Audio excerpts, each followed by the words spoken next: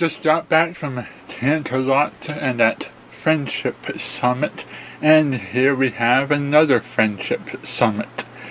This time it's the big meet and greet for some foreign dignitaries from Yatistan.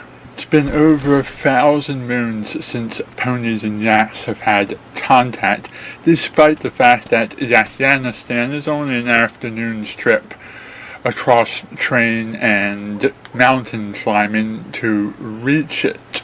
Just go to the Crystal Empire, head north up the mountains, tread through the snow, and you're there in less than a day's time, providing that your train doesn't break down for a sheep on the tracks or some other convoluted thing such as that. This historic landmark occasion had Princess Twilight nervous, as she tried not to freak out before the arrival of the dignitaries. When the yaks did arrive at the Crystal Palace of Friendship, it didn't take long before various cultural misunderstandings led to issues, and the yaks lost their temper and tore the castle apart. It seems that these yaks are prone to emotions. When they feel something, they feel it strongly and they go all the way with it. A small amount of sadness results in tears. A small amount of anger results in a temper tantrum that destroys public property. One attempt after another, the ponies found themselves unable to please the yaks. Everything that each of Twilight's friends attempted ended in the same results. The yaks finding some little tiny imperfection in the way the ponies were representing their culture, and then losing their temper over this. For such a diverse world, it can be very hard to perfectly replicate the cultures and conditions that foreigners are used to. Even harder when those foreigners are a foreigner that the locals aren't accustomed to seeing every day. Even harder when that foreigner is from a culture that the locals haven't been exposed to a whole lot. After the failure at all of the attempts to please the yaks, and with a party being the only thing that could calm their tempers, Pinkie Pie went back to Sugar Cube Corner and tried to figure out where she had gone wrong and what she could do to improve her situation.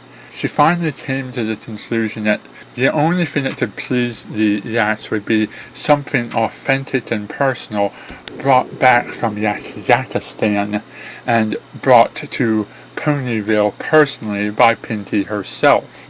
So Pinkie decided to set out on a journey across Equestria to try and reach Yatistan, figuring she would just take the train and head over to the Crystal Empire, and then from there walk the rest of the distance.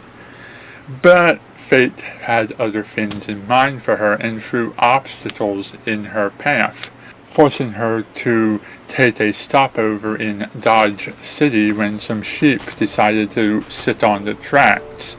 It was here that Pinkie Pie ran into an old acquaintance of hers, Cherry Jubilee. After explaining the situation to her, Cherry decided to give Pinkie a ride to the Crystal Empire, despite the fact that her and her drivers were all completely tired out, staying up all night, counting over 400,000 cherries.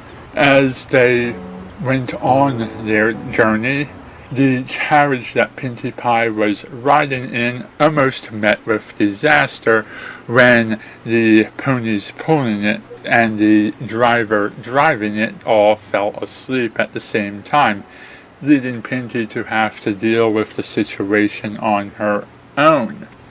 As Pinkie explains it, the Wonderbolts came to her rescue and flew her to Manhattan, where she stayed there safely. And then from there, her story gets a little unbelievable, and I tend to call it into question. The long short of it is that Pinty made her way back to the Crystal Empire finally and met with Princess Cadance. After explaining her whole ordeal to her, Pinty left Cadance to climb up the snow-covered mountains. There she ran into a fearsome beast who chased her a good part of the way up the mountain, and after escaping that, she found herself at the doors of Yatistan. Unfortunately, a lot of dumb luck sent her sledding all the way back, literally to where she had begun. How this is possible, I don't know, but it is Pinty Pie.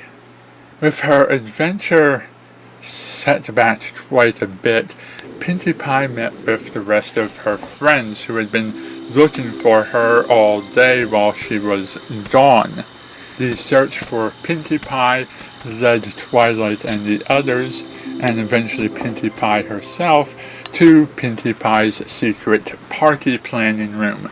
A room full of party supplies and files detailing the names and interests and other important information of all of the local ponies, so she could keep track of which ponies liked which party supplies and how best to please them. This showed to her friends just how much thought and effort goes into planning one of Pinty Pie's parties, and they began to appreciate her a little bit more. Pinty Pie got inspired. She decided to, instead of trying to recreate Yatistan in Equestria, she decided to show off what makes Equestria a great place to begin with. And the Yaks appreciated the effort, and this time it was in a form that they couldn't judge by their own cultural standards. At the end of the day, we had a lovely party with representatives from all over Equestria coming together in little booths that they set up, where they showed off some of what makes their culture interesting, and the Yaks got a sample of a little bit of everything. And I managed to come out of this with a wonderful picture of the Yaks next to Princess Celestia. I would have had more pictures, but the Yaks kept complaining that my photography wasn't perfect and kept trying to smash my camera. So I had to sort of cut this one short.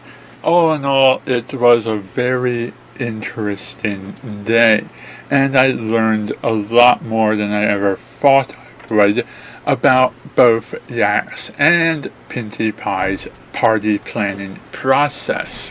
Anyhow, thanks for giving me the time to talk about my adventure, and thank you for listening.